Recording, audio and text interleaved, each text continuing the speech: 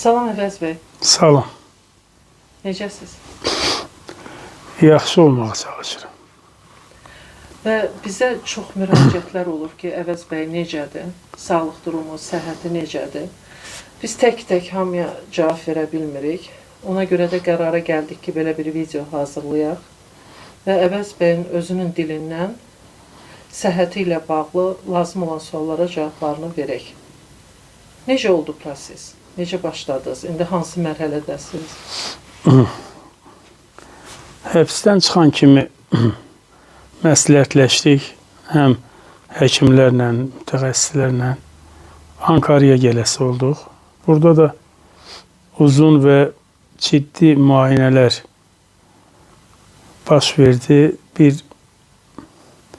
Ciddi bir komandanın himayəsindəyik. Çox yaxşı professorlar var.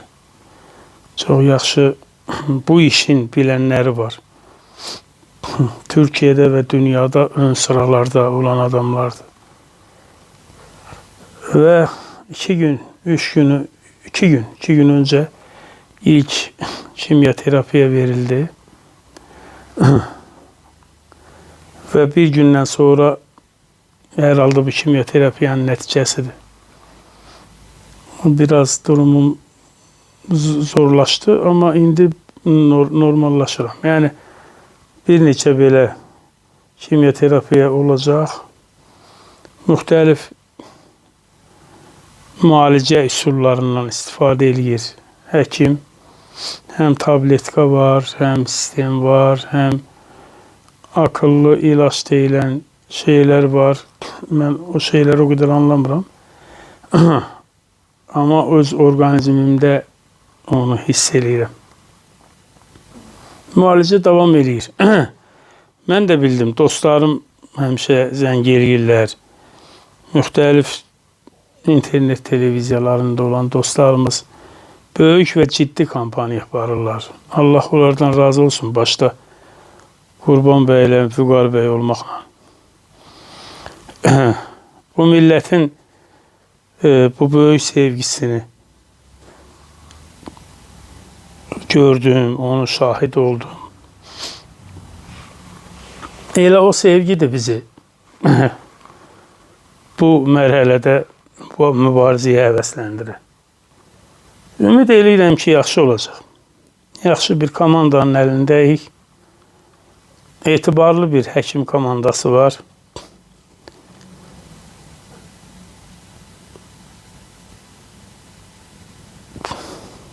Ümumiyyətlə, Əvəz bəy, hamı maraqlanır ki, müalicədən sonra yenidən Əvəz bəy mətbuata qayıdacaq. O sualları da çox tez-tez verirlər. İlk iş həyat uğrunda bu mübarizəni qazanmaqdır. Mən ömrümün əhəmiyyətli bir hissəsini yaşamışım. Mən mətbuatdan kənarda qala bilmərəm. Və mən tənqidi mətbuatdan kənarda qala bilmərəm. Ona görə də hökumətimizin, dövlətimizin qərarı önəmlidir. Əgər Azərbaycan hökuməti, Azərbaycan dövləti tənqidi mətbuatın yaşamasında maraqlıdırsa, təbii ki, mətbuatda qalacaq. Maraqlı deyilsə, təbii, yəni 5 ildən sonra həbs olunmağa daha halım yoxdur. Mənim ikinci dəfə həbs olunmağa halım yox idi. Mən dəfələrlə müraciət eləmişdim.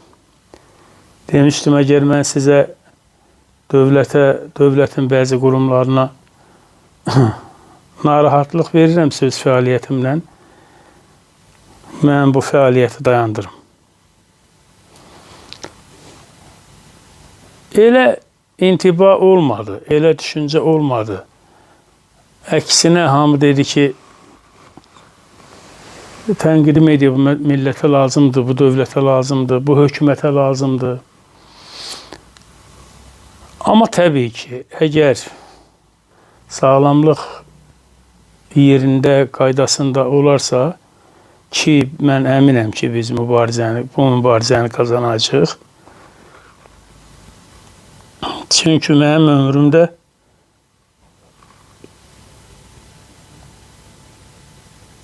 qazanmadığım mübarizə yoxdur. Elə olarsa, hökumətimiz, hörmətli, sevimli hökumətimiz də tənqidi mediaya icazə verərsə, biz həmişəkindən daha güclü çalışacağıq. Yox, tənqidi mediaya icazə verilməyəcəksə, o zaman Azərbaycanı bu hökumətə halal eləyib, hər şeydən çəkiləcəyik. Amma biz hər zaman xalqın əzilən kəsiminin yanında olmuşuq. Yəni, müdafiəsiz mi buraxacaq? Yəni? Biz xalqın yenə əzilən kəsiminin yanındayıq. Yüzlərlə, minlərlə, 10 minlərlə adamlar bizi müdafiə elədi. Xəstəlik xəbərindən sonra bütün Azərbaycanlılar, dünya Azərbaycanlıları ayağa durdu. Və bu dünya Azərbaycanlıları Azərbaycanın son siyasi tarixində bəlkə də ilk dəfə dövlətlə Azərbaycanlıların fikri üst-üstə düşdü. Bu Azərbaycanlıların müdafiəsi, təzahüratı, təmənnasız sevgisi dövləti ciddi və operativ addımlar atmağa qərar verdi. Ayın 12-sində, aprel ayının 12-sində biz cəmiyyətə açıqlama verdik mənim xəstəliyimlə bağlı. 13 gün sonra, 13-cü gün ayın 25-də artıq mən azadlıqdaydım və heç bir məhdudiyyətsiz ölkədən kənara çıxdım. Təqdir olunmalıdır, bu da təqdir olunmalıdır. Dövlət vətəndaşının, millətinin səsinə səs verdi. Əslində həmişə elə olmalıdır. Əslində bizim həmişə istədiyimiz odur. Əslində bizim həmişə vuruşduğumuz odur. Biz təmənnasız bir şəkildə bütün ömrümüzü Azərbaycanın əzilən insanlarının yanında olmuşuq.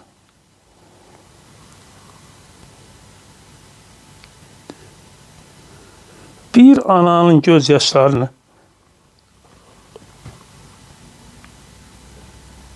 yekə-yekə nazirlərə qurban verməmişəm. Əslində bizim bütün o başımıza gələn bəlalar, əslində bizim bu qədər düçar olduğumuz bu mərhumiyyətlər ki, heç bir zaman heç kimsənin başına belə zülmlər gəlməyib. Mən hələ qismət olsa danışacağım. Əslində o anaların göz yaşlarına görə olub. Mən siravi insanların, şəhid ailələrinin,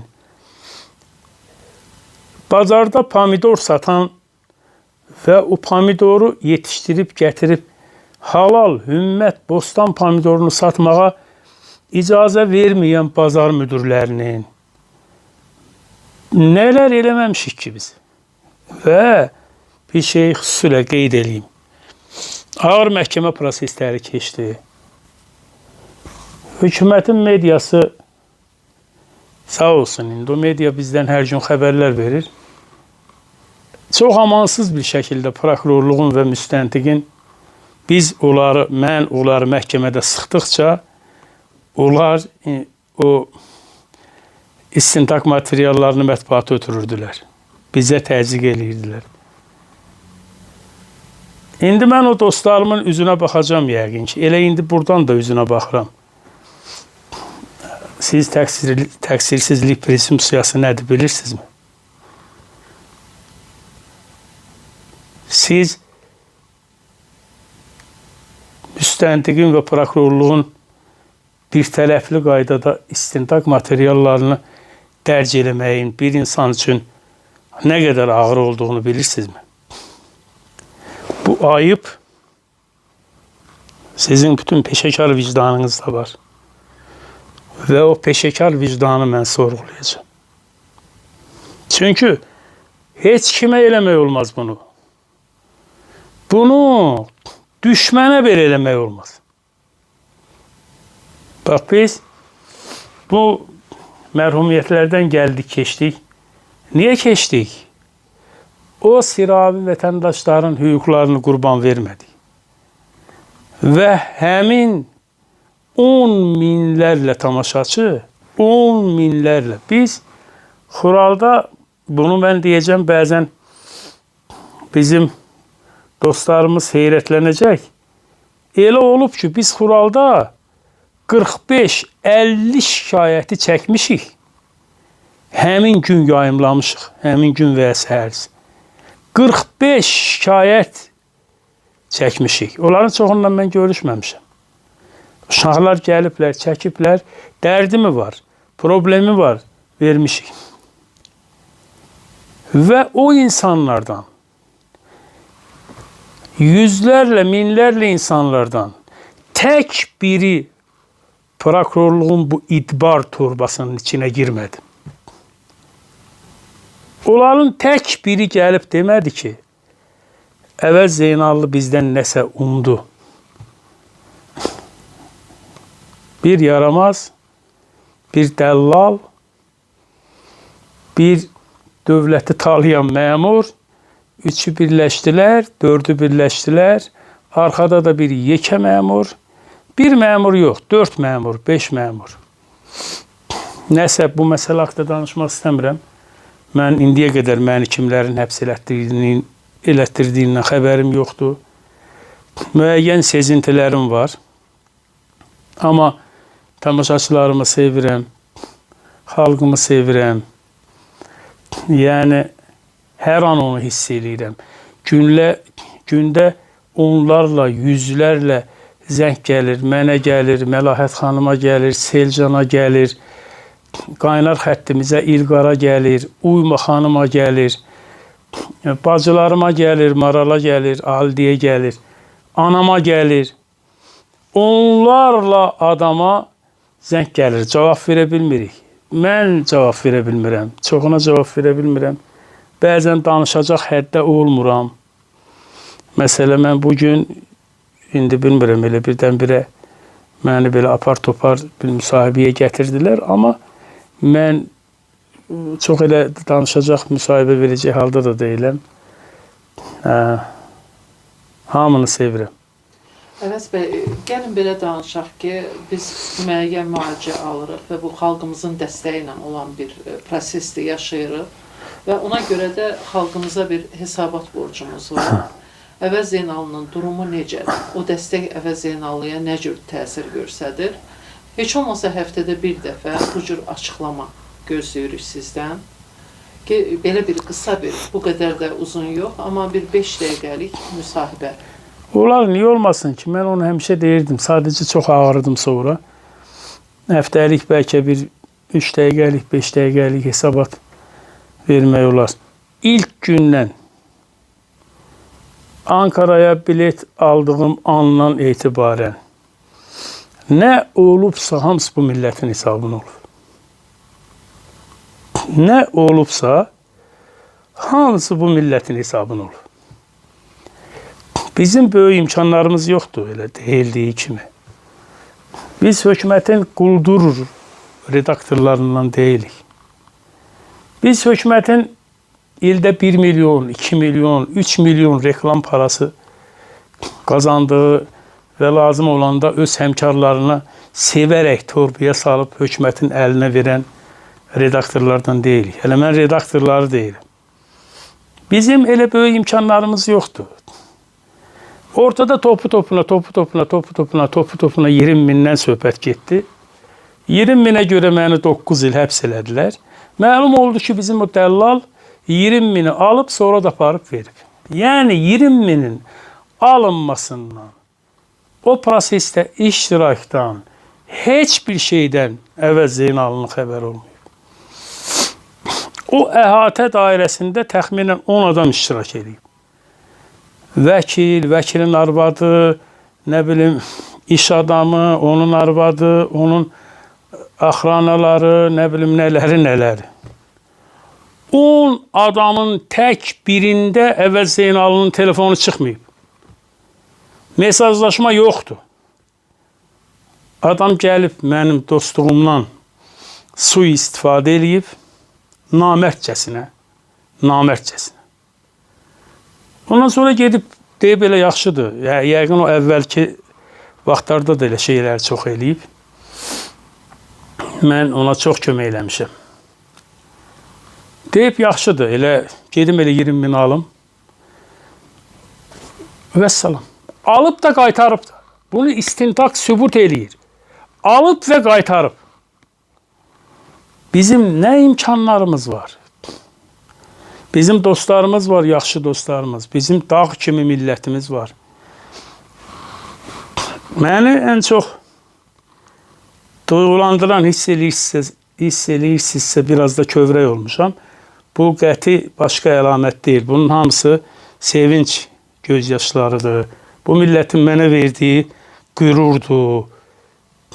Başım ucalardan ucadır. Ona görə kusura baxmayınız. Amma məni ən çox təsirləndirən bilirsiniz nədir? O hesaba göndərilən 1 manatdır. 1 manat, 1,5 manat, 1 manat 66 qəpik, 10 manat 25 qəpik. Bunlar hamısı tarixdir. Yenə şükür ki, hamısı tarixdir, orada durur. Biz bu milletin karşısında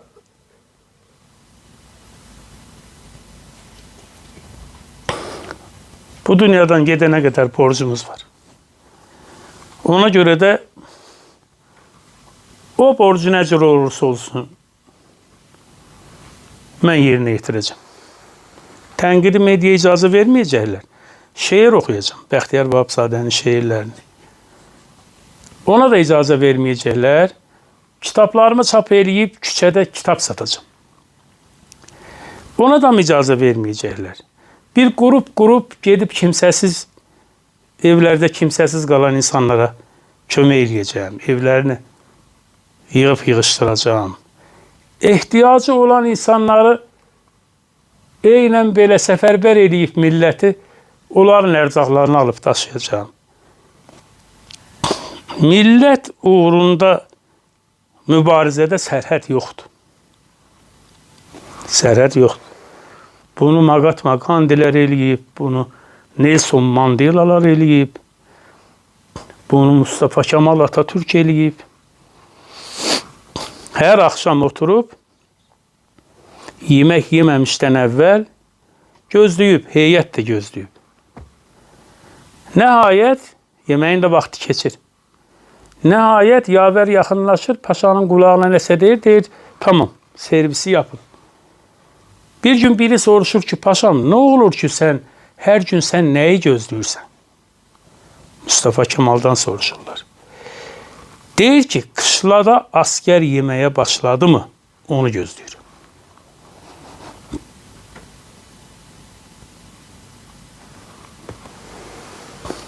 Əskər yeməyi yiyəndən sonra yemək yiyən bir baş komutan.